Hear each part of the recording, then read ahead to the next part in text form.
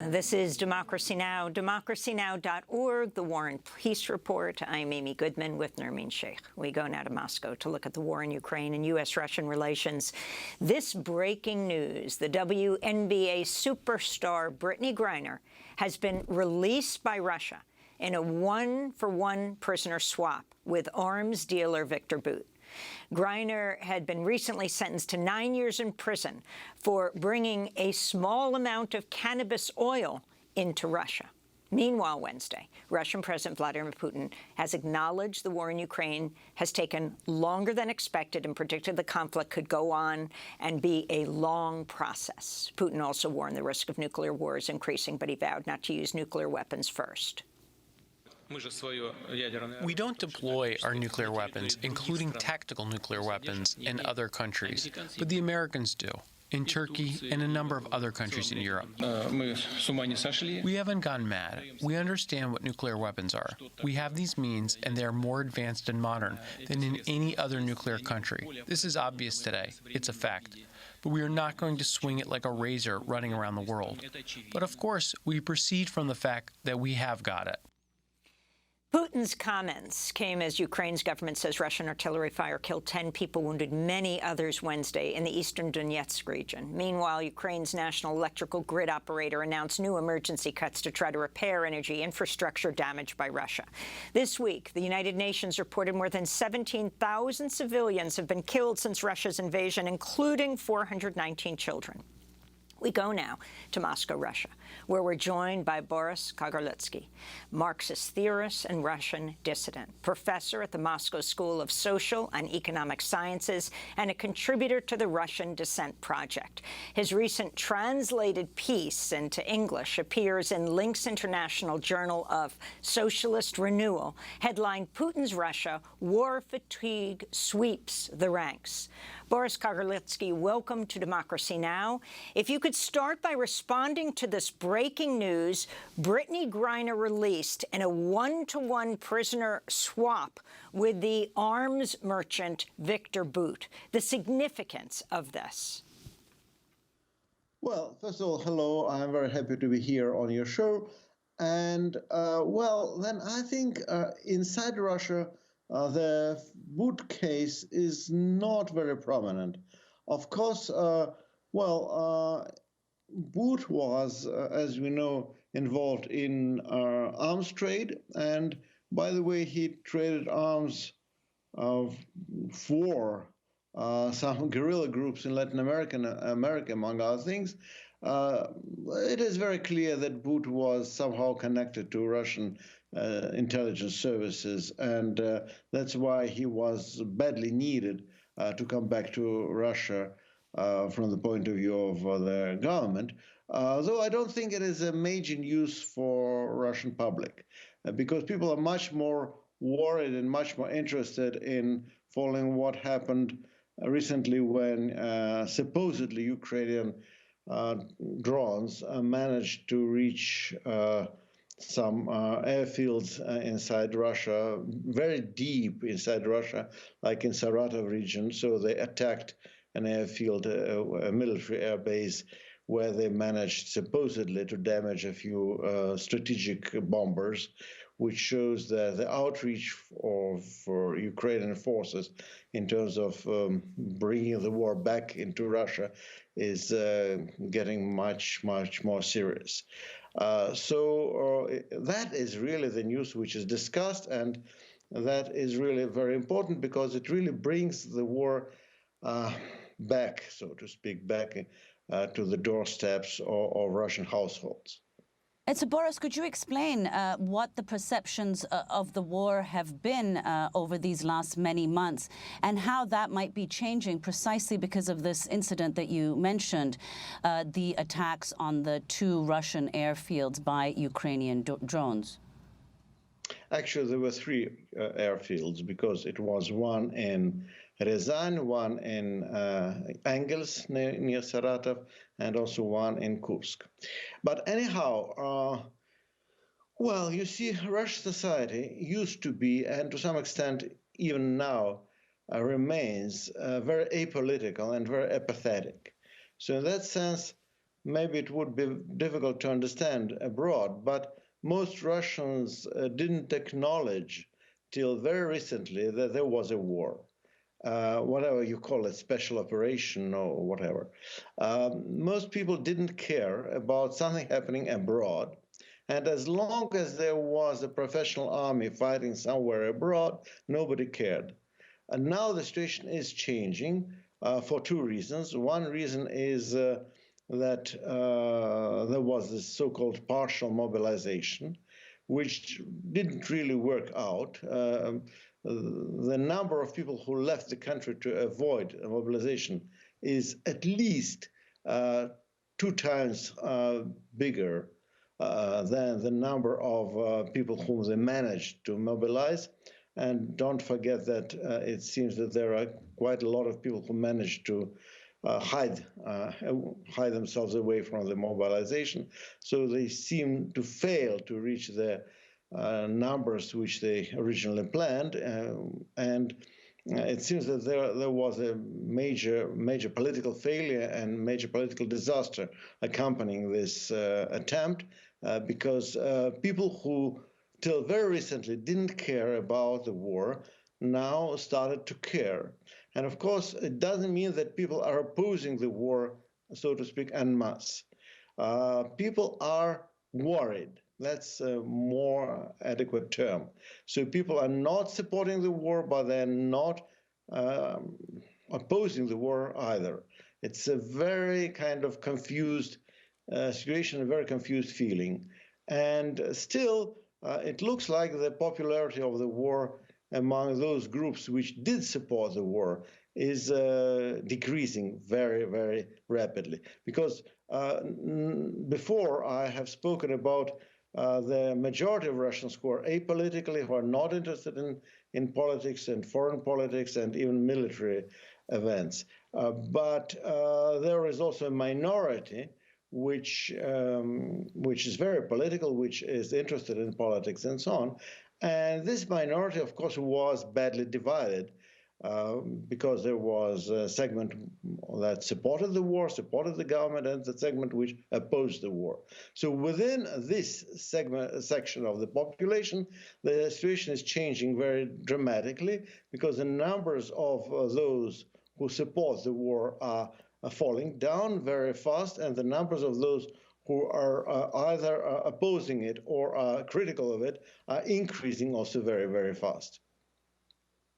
Boris, could you explain why that's the case? Why are more people among the, including among the elites, why have they come to be more critical of the war or oppose the war?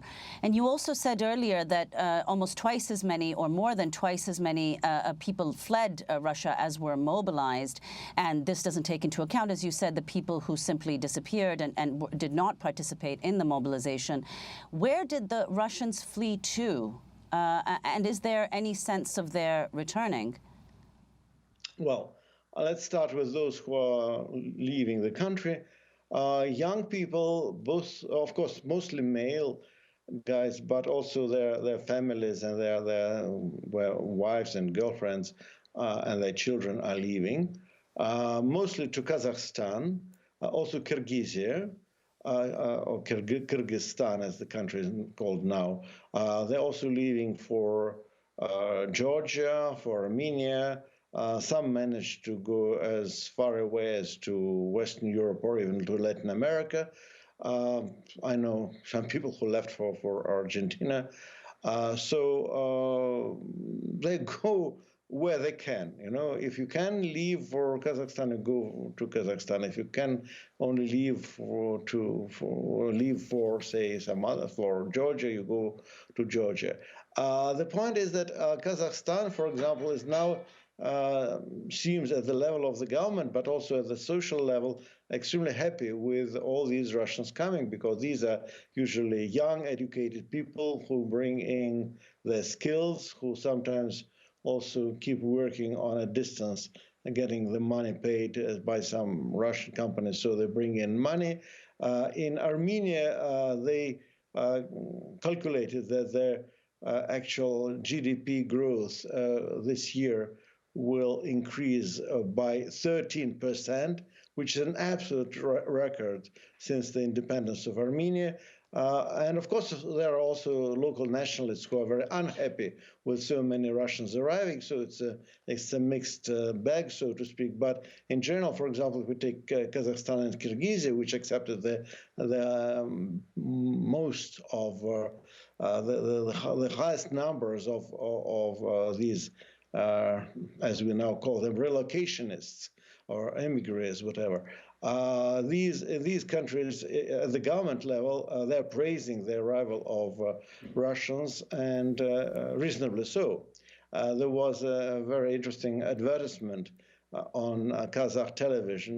They were actually advertising chocolate, local brand of chocolate called Kazakhstan, and there is a Russian refugee who is crossing the mountains somewhere in a very, very kind of exotic environment. So he's crossing the mountains somewhere into Kazakhstan, and then a Kazakh riding a horse arrives to him, gives him this piece of chocolate and says, "Taste freedom."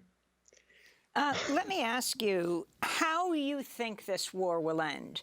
I mean, the Brittany Griner being released in this one-to-one swap with the prisoner known as the Merchant of Death, Victor Bout, who you say is clearly tied to the Russian government, means that the U.S. has been directly negotiating with Russia. And in fact, Biden had said a while ago that, yes, he would directly negotiate when it came to Brittany Griner.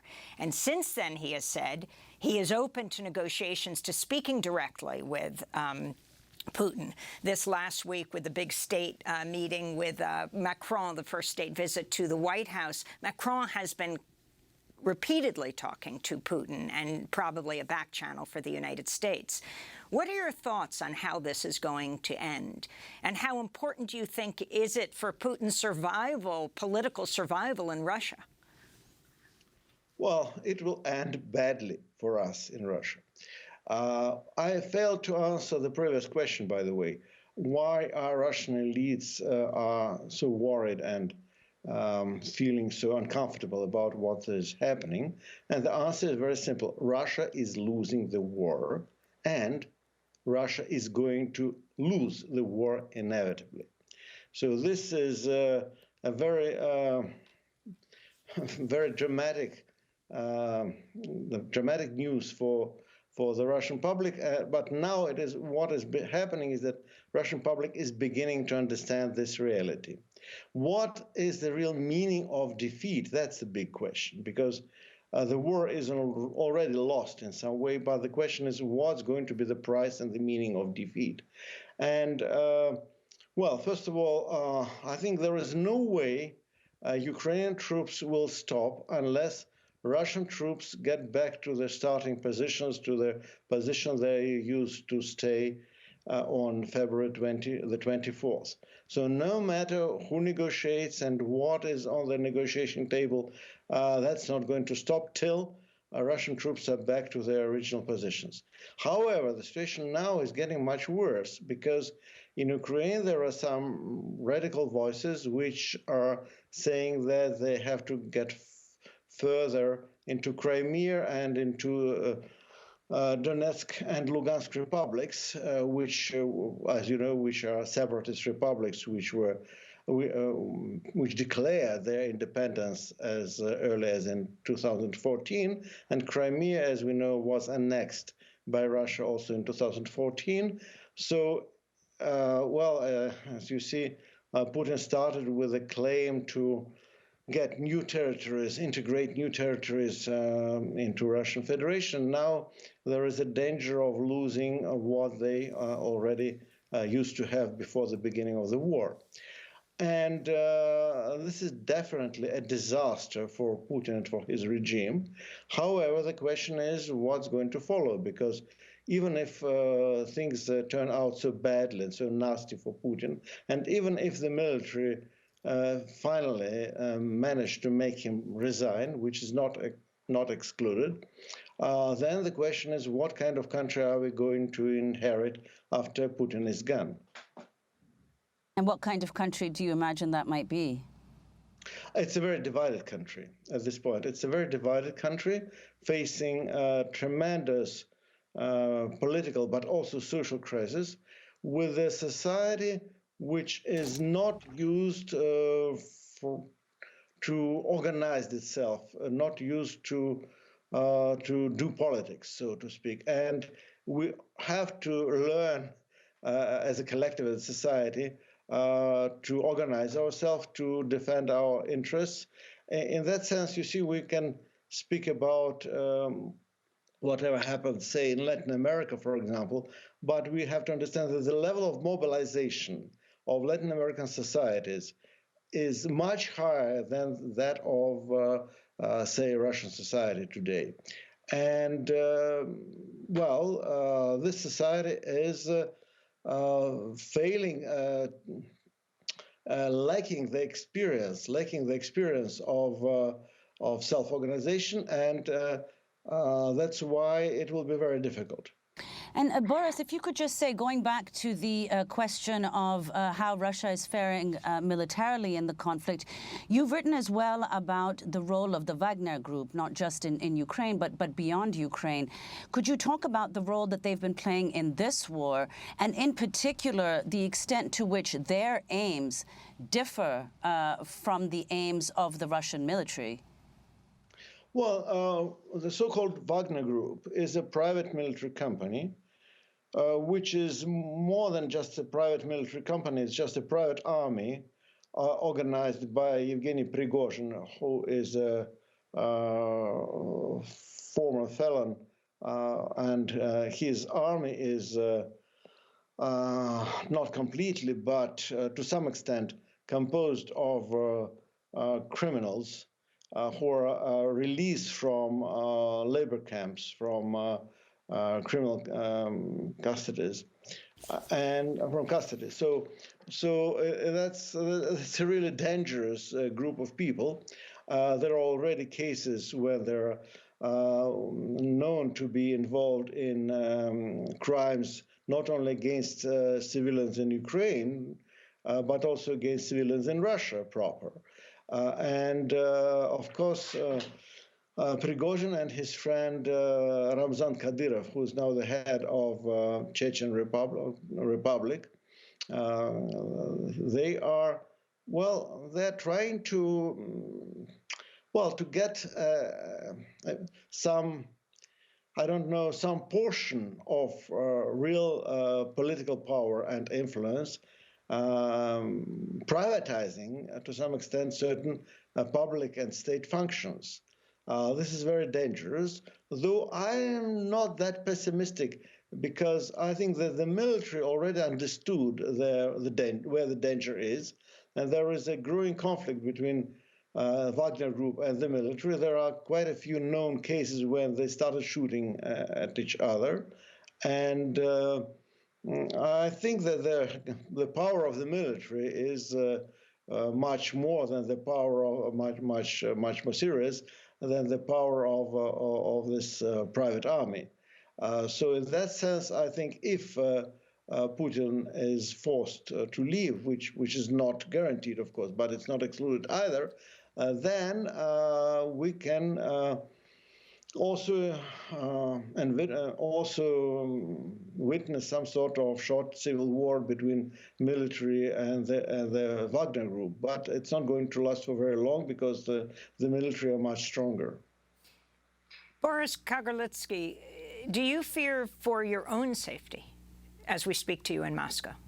Not more than anybody else in Russia these days.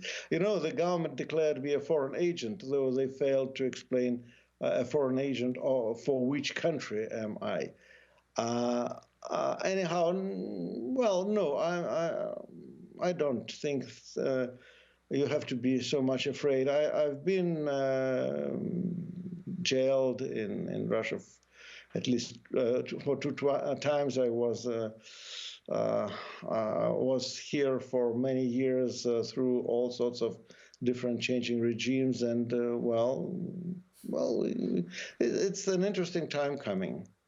And Boris, finally, we just have a minute, but could you explain the impact, what's happening, how are ordinary Russians suffering from this war in terms both of sanctions, economic conditions, employment, inflation? If you could talk about how the war is impacting ordinary Russians. Well, actually, economic situation is deteriorating, but the economic situation in Russia was deteriorating for 9 years. It has been deteriorating for so long. And so in that sense, this is kind of business as usual. So things are getting worse, and it used to be bad, and it's going to be worse anyhow. That's how people appreciate it. Well, Boris Kagarlitsky, we thank you so much for being with us. Marxist theorist, Russian dissident, professor at the Moscow School of Social and Economic Sciences, contributor to the Russian Dissent Project. We're going to link to your translated piece into English that appears in Links International Journal of Socialist Renewal, headline, Putin's Russia war fatigue sweeps the ranks. He's speaking to us from Moscow, Russia.